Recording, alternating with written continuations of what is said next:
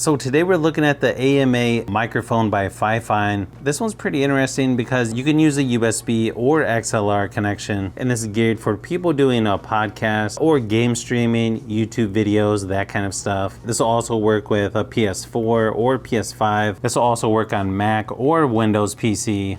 Has ambient noise reduction, also has different modes for the RGB lighting on it as well. Inside the box you've got a user guide. Looks like we've got the base, has some nice rubber padding there on the bottom. USB-C to USB-A cable.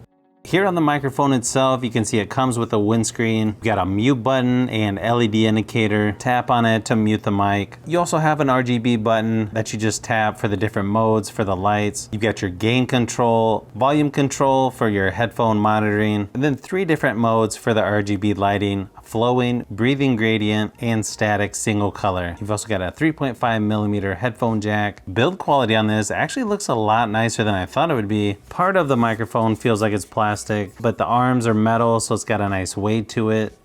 There in the bottom, you've got your headphone jack and USB-C port there as well. And then it looks like you can unloosen the sides if you want to put this on a boom arm. So once you have the base put together, it actually has some pretty nice weight to it for such a small microphone. So this is a mic test using the USB connection on the AMA microphone by FIFINE. It should be interesting to see if you can hear the furnace going in the background because I'm not that far away. The microphone is fairly close, probably less than 1 foot. Again, this is a mic test for the FIFINE AMA microphone using the USB connection.